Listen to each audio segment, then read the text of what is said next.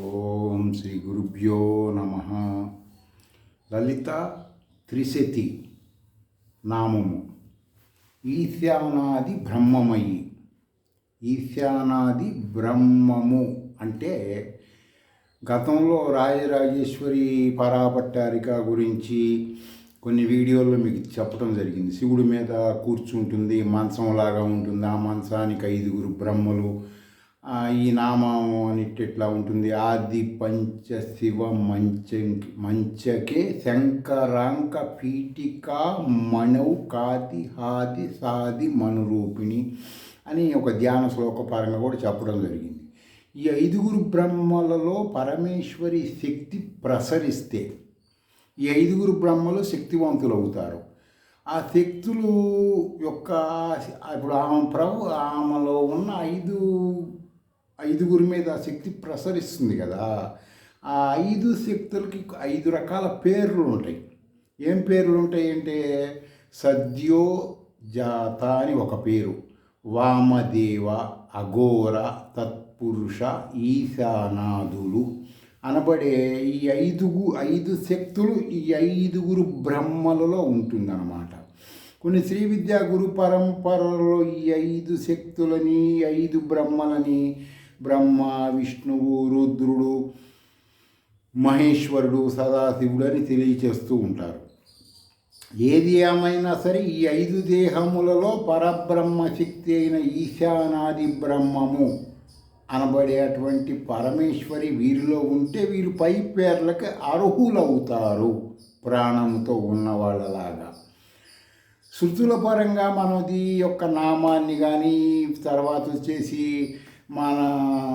మనలో ఉన్నటువంటి స్వయం ప్రతిభ, బుద్ధి ఉన్న ప్రతి మానవుల్లో స్వయం ప్రతిభ అని ఒకటి ఉంటుంది.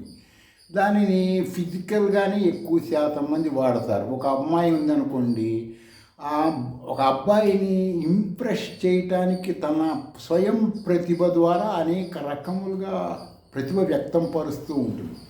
ఒక అబ్బాయి ఉన్నాడు అనుకోండి, ఒక అమ్మాయిని ఆకర్షించడానికి అనేక రకములుగా ఈ స్వయం ప్రతిభ, తనలో ఉన్నటువంటి సహజమైన ప్రతిభని, ఆ ప్రతిభ పేరేంటి?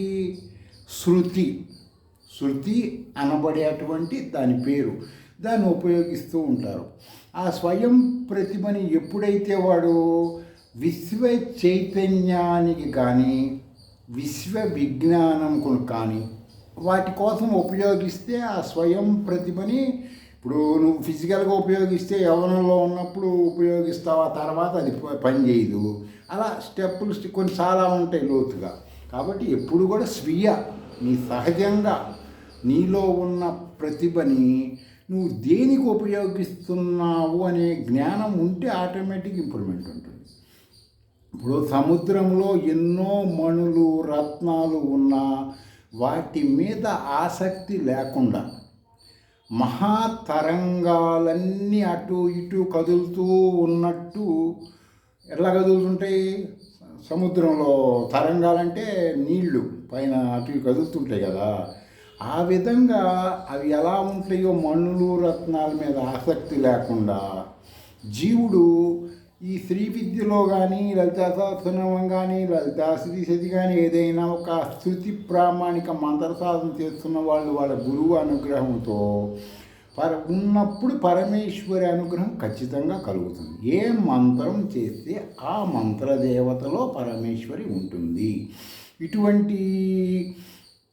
ఇటువంటి వారు ఈ పరమేశ్వరి అనుగ్రహం ఉన్నవాళ్ళు ఏ వాసనలు లేకుండా ఆసక్తి లేని చిత్తముతో జగత్తులో వ్యవహారములు నడుపుతారు. వాళ్ళు చూడటానికి వాళ్ళు నీలాగా ప్యాంటు షర్ట్ వేసుకోవచ్చు, లేదా రకరకాలు ఉండొచ్చు, కానీ వాళ్ళకి ఈ జగత్తు అనబడే ఈ విశ్వములో ఏ విధమైనటువంటి వాళ్ళు పట్టించుకోకుండా వాళ్ళ వ్యవహారాలు నడుపుతూ ఉంటారన్నమాట.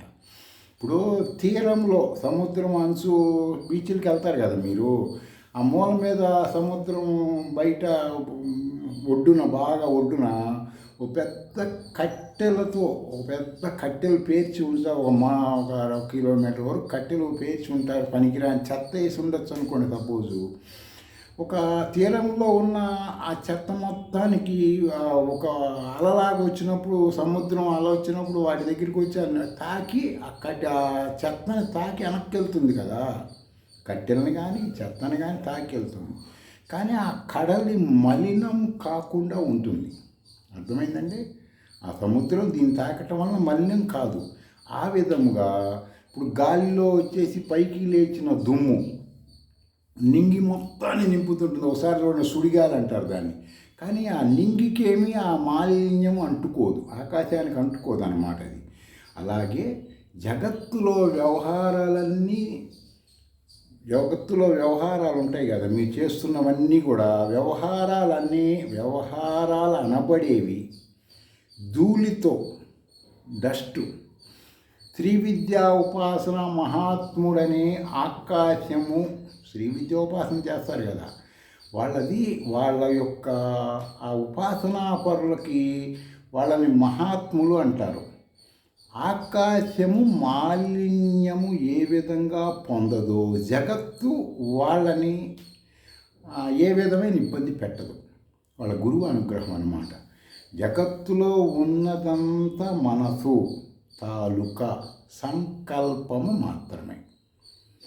గుర్తుపెట్టుకోండి. ఇది అష్టవక్ర గీతలో శ్రీరాముడికి జ్ఞానము కలిగించిన సంఘటన. జగత్తులో ఉన్న మొత్తము మనస్సు తాలూకు సంకల్పం, నీ సంకల్పాలు. దానిని స్వయం ప్రతిభగా నువ్వు మార్చుకోగలగాలి. ఈ విషయాల వైపు పోయే చైతన్యము తాలూకు విలాసమే ఈ జగత్తంతా. ఈ విషయాలు ఎరిగిన సాధకులకు మహాత్ములు మనసు మాయ మొత్తం మాయమైపోతాయి. ఎవరికంటే ఈ విషయాలు మంత్ర సాధన ద్వారా తెలుసుకున్న వాళ్ళకి. అంటే చచ్చిపోతుంది, అప్పుడు జగత్తు చచ్చిపోతుంది వాళ్ళకి. వాడు మామూలుగా పడుకుంటాడు, శరీరం మటుకు రెస్ట్ తీసుకుంటుంది, వాడేమో అన్నీ అలర్ట్గానే ఉంటాడు. సత్వగుణం అంటారు. తమో గుణం నిద్రపోవడం తమో గుణం అన్నమాట. ఈ నిర్మలమైన స్థితే పరమేశ్వరి స్థితి అంటారు దాన్ని కొంతమంది మోక్షం అంటారు, కొంతమంది ఆత్మజ్ఞానం అంటారు, కొంతమంది పరబ్రహ్మ స్వరూపం అంటారు, కొంతమంది ఏమో ఆత్మ సాక్షాత్కారం అంటూ ఉంటారు అన్నమాట. మీరు శుద్ధి ప్రామాణికంగా ఒక్కసారైనా త్రికరణ శుద్ధిగా మాట్లాడండి. నిజం ఏమిటి, సత్యం ఏమిటి? మీ మనసుని బుద్ధి చేత, మనసు చేత, శరీరం మూడిటి పరంగా మీరు నిజమేంటి, సత్యమేంటి అనేది ఒక్కసారైనా సరే తెలుసుకోండి. వాస్తవాలు ఏం తెలుసుకోవాలండి? నిజాలు మేము ఇంతకు మించి అంటే అనుష్ఠానం చేసి తెలుస్తుంది. ఈ ప్రపంచంలో లేనిది ఉన్నట్టుగా కనిపిస్తూ ఉంటుంది ఈ ప్రపంచం. దీన్ని నిజం, సత్యం అంటారు. అసలు ఉన్నది ఏంటండి? మరి మీరు కనపడుతున్నాయి కదా, కిటికీలు తలుపులు అన్నీ లేవంటారు ఏంటంటే, అంటే ఆత్మ అది లేనట్టుగా కనిపిస్తుంది అన్నమాట. ఆత్మస్వరూపులకి అవేమి కనపడవు అన్నమాట. లేని జగత్తు, ఆత్మజ్ఞానం లేని వాళ్ళకి లేని జగత్తు ఉన్నదాన్నేమో లేనిదని చెప్తూ ఉంటుంది. ఎన్నో లక్షల మంది, మీరు ఉదాహరణ ప్రామాణికం చిన్న ఉదాహరణ చెబుతా. ఎన్నో లక్షల మందికి, ఎంతో గొప్ప గొప్ప బిజినెస్ పీపుల్స్కి మాత్రమే, గుర్తుపెట్టుకోండి, లక్షలు కావచ్చు, కోట్లు కావచ్చు, ప్రపంచంలో రాహుకేతువులు కనిపిస్తూ ఉంటాయి వాళ్ళకి. అర్థమైందండి? ఎంత ప్రయత్నించినా శృతుల ఆధ్యాత్మికంలో అవి కనపడవు, విడిగా కనపడుతుంటాయి కొన్ని లక్షల మందికి.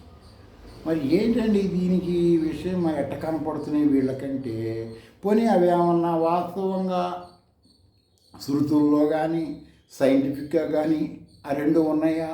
లేవు. మరి వీళ్ళకి ఎట్ట కనపడుతున్నాయి? అదే జగత్తు యొక్క గొప్పతనం. సరే, జ్ఞానులకి ఏం కనపడతాయండి? శ్రీ విద్యా ఉపాసకులకి జ్ఞానులకి ఏం కనపడతాయండి అంటే, ఒక సూర్యుడు చంద్రుడి యొక్క నీడలు ఆ రెండు అన్నమాట. సూర్యుడికి చంద్రుడికి సంబంధించిన నీడ, షాడోలు. నువ్వు వెళ్తున్నావు, నీకు నీడ కనపడుతుంది. నీ నీడ అని చెప్తావా, లేకపోతే మీ తమ్ముడి నీడ అని చెప్తావా? అది మీ తమ్ముడి నీడ అని చెప్పి దాని మీద నువ్వు కొన్ని కుటుంబాలు బతుకుతూ ఉన్నాయి అనుకోండి, దాన్ని ఏమంటారు? సత్యం అంటారా, అసత్యం అంటారా? శాస్త్రీయ పరంగా కానీ స్థుతుల ప్రామాణికంగా ఆలోచించుకోండి. స్వీయ ప్రతిభను బయటికి తీయాలి కదా. ఇప్పుడు సాధన ఎప్పుడైతే నువ్వు కరెక్ట్గా శాస్త్ర ప్రామాణికంగా గురుముఖత శాస్త్రపరంగా విశ్వవిజ్ఞానమైన శృతుల జ్ఞానం వస్తే అప్పుడు ఇవన్నీ తెలుస్తుంటాయి. ఇప్పుడు భూమి లోపల మట్టి బంగారము కలిసే ఉంటాయి. భూమి లోపల అనేక ఉపాయాలతో మట్టిలో నుంచి బంగారం బయటికి తీస్తారు కదా. కళ్ళు మూసుకొని మంత్ర సాధన చేస్తూ ఉంటే చీకట్లో ఆత్మ ఉంటుంది కదా. చీకటి ఎవరికి? నీకు, ఆత్మకి కాదు కదా. కాబట్టి చీకట్లో ఎవరు ఉన్నావు కూడా అసలు నువ్వు లైట్లు లేవు, కరెంటు పోయింది, మంత్ర సాధన చేస్తే నీ ఆత్మ అక్కడ ఉంటుంది. ఇది సత్యం, అది శృతులు చెప్తున్నాయి అన్నమాట. ఈ కళ్ళు చూడనంత ఫిజికల్గా ఇచ్చిన కళ్ళు ఫిజికల్గా అని వస్తాయి, ఇంటర్నల్ చూడలేవు కదా. ఆ విధంగా నువ్వు అంతర్ముఖంగా చూస్తే నీకు అక్కడ ఆత్మ కనపడుతుంది. అప్పుడు భయం పోతుంది. భయం పోతే జ్ఞానం వస్తుంది. జ్ఞానం వస్తే విశ్వవిజ్ఞానం తెలుస్తుంది. తీవ్రమైన దుఃఖపడటానికి కొంతమంది మనుషులు తీవ్రమైన దుఃఖం కలుగుతూ ఉంటుంది. ప్రశాంతమైన ఆత్మపదం వైపు మనం వెళ్దాంలా అనేక సమస్యలు ఉన్నాయి. విసిగిపోయి పిల్లలతో సంసారంతో ఆర్థిక మానసిక శారీరకంగా అతలాకుతలం అయిపోతూ ఉంటాడు. వాడు శాశ్వత సుఖం కోసం వెతుకులాట ప్రారంభిస్తాడు. ఎవరైనా అమ్మాలి, ఆడవాళ్ళు కానీ మగవాళ్ళు కానీ. అంటే అర్థం ఏమిటి? వాడికి కలిగిన దుఃఖమే వాడికి ఆత్మజ్ఞానం మార్గం చూపిస్తుంది. వాడికి కలిగిన దుఃఖం వాడికి దారి చూపిస్తుంది అన్నమాట ఆత్మజ్ఞానం వైపు. దుఃఖము పేరుతో చలామణి అయ్యేది చివరికి సుఖం ఇస్తుంది. గుర్తుపెట్టుకోండి. కొంతమంది ప్రస్థానత్రయం వివరించిన వాళ్ళల్లో ఒక అతను భార్యతో టార్చర్ భరించలేక సన్యాసం తీసుకొని ఆయన మహా పూజ్యనీయమైన స్థానంలో ఉన్నాడు. పేర్లు చెప్పనులేండి, బాధపడతారు.